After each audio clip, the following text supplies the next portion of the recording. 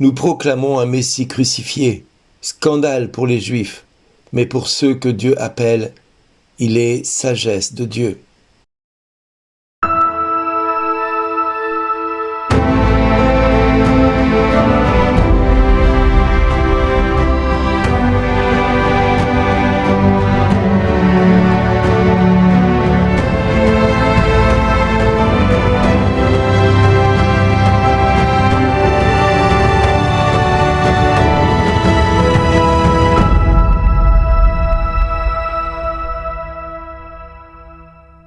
Aujourd'hui, le message vous est adressé par Bernard Dille. Bonjour les amis. Aujourd'hui, que ce soit la première lettre de Paul aux Corinthiens au chapitre 1, versets 17 à 25, ou pour l'évangile de ce jour, qui est également un texte tout aussi merveilleux, Matthieu 25, 1 à 13, où nous voyons le Fils de l'homme inviter ses 10 jeunes filles à venir à ses noces. Mais parmi ces 10 jeunes filles, 5 prirent avec leurs lampes de l'huile et 5 autres furent insouciantes et ne prévoyèrent rien du tout. Aujourd'hui, le texte de Paul nous fait comprendre que la sagesse de Dieu est vraiment quelque chose qui s'oppose à la compréhension du monde. Le langage de la croix est une folie. Le langage de la croix rend dingue beaucoup de personnes parce qu'elles ne pensent pas comme Dieu. Et souvent, nous imaginons un Dieu, quand nous le rencontrons, qui va nous éviter la souffrance, qui va nous éviter la croix, qui va nous éviter ce langage de la sagesse de Dieu, ce langage de la croix qui rend fou, mais les hommes de ce monde. Parce que le langage de la croix va donner à ceux qui ne comprennent pas ce langage d'aller à leur perte. Mais pour ceux qui veulent aller vers leur salut, vont comprendre que le langage de la croix est puissance de Dieu. Oui, le Seigneur mènera à sa perte la sagesse des sages, l'intelligence des intelligents, il la rejettera. Où est-il le sage? Où est-il le scribe? Où est-il le raisonneur d'ici-bas? La sagesse du monde, Dieu ne l'a-t-il pas rendue folle? Voilà, en effet, ce que Dieu veut nous faire comprendre, que ce soit dans la lettre de Paul aux Corinthiens, ou dans l'évangile de ce jour, où il parle de ces jeunes filles vierges qui se préparent à recevoir l'époux et à sortir à sa rencontre. Mais voilà que sur les 10, 5 furent imprévoyantes. 5 partirent sans prévoir que l'époux pouvait tarder et venir au milieu de la nuit.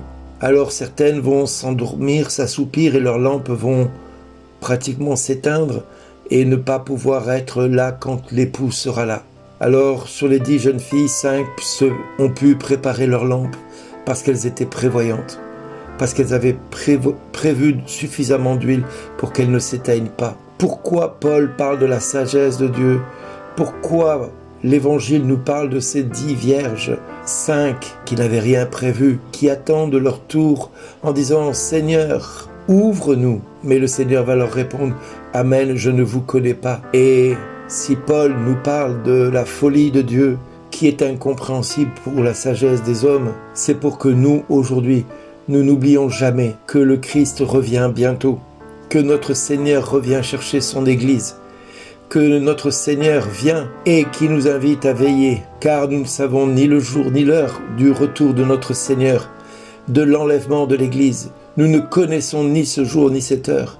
Et Dieu nous appelle à nous convertir, à nous repentir de nos péchés, à nous repentir de tout ce qui ne va pas.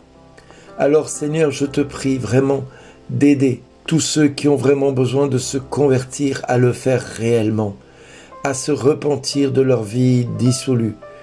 Père, au nom de Jésus, je te demande vraiment d'assister tous ceux et toutes celles qui sont là, présents et présentes pour pouvoir vivre la grâce de Dieu, pour pouvoir être présent avec la grâce de Dieu. Oui, Seigneur, je te demande d'agir puissamment et de manifester ta gloire auprès de tous ceux et toutes celles qui sont présents en ce jour. Je te demande, Père, au nom de Jésus, de donner à tous mes frères et toutes mes sœurs qui écoutent ces 7 minutes la grâce de pouvoir se repentir de leur vie dissolue, de leur vie qui n'est pas en ordre encore pour Dieu. Donne-leur de pouvoir aller se confesser. Donne-leur de pouvoir entendent ce langage de la croix qui est des fois scandale pour elles-mêmes parce qu'elles n'acceptent pas ce que Dieu leur demande de vivre pour épurer de leur vie tout ce qui s'oppose à Dieu. Oui, Seigneur, quand nous rencontrons du combat spirituel dans nos vies personnelles, c'est souvent que nous voulons un Christ qui ne soit pas un Christ crucifié, un Messie qui ne soit pas crucifié, mais nous voulons un Dieu qui soit quelque part un petit peu un ange qui va prendre soin de nous. Mais nous proclamons, nous aussi, tout comme les apôtres, un Messie crucifié, qui est un scandale pour les Juifs, folie pour les nations païennes, mais pour ceux que Dieu appelle, qu'ils soient Juifs ou Grecs, ce Messie, ce Christ, est puissance de Dieu, est sagesse de Dieu, car ce qui est folie de Dieu est plus sage que les hommes, et ce qui est faiblesse de Dieu est plus fort que les hommes.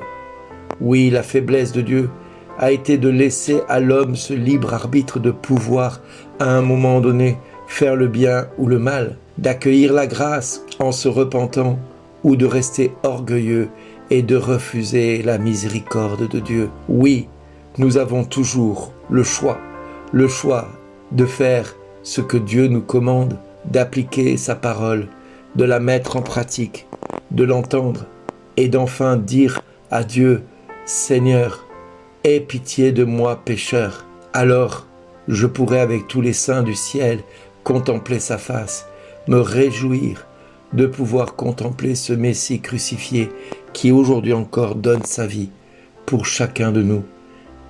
Que nous soyons croyants ou non croyants, Jésus offre sa vie pour tous les hommes du monde entier, pour toute l'humanité de tous les temps. Oui, mes amis, prions pour la conversion de ceux qui nous sont proches, mais prions surtout pour notre propre conversion, afin que Dieu puisse nous dire à chacun, merci d'exister.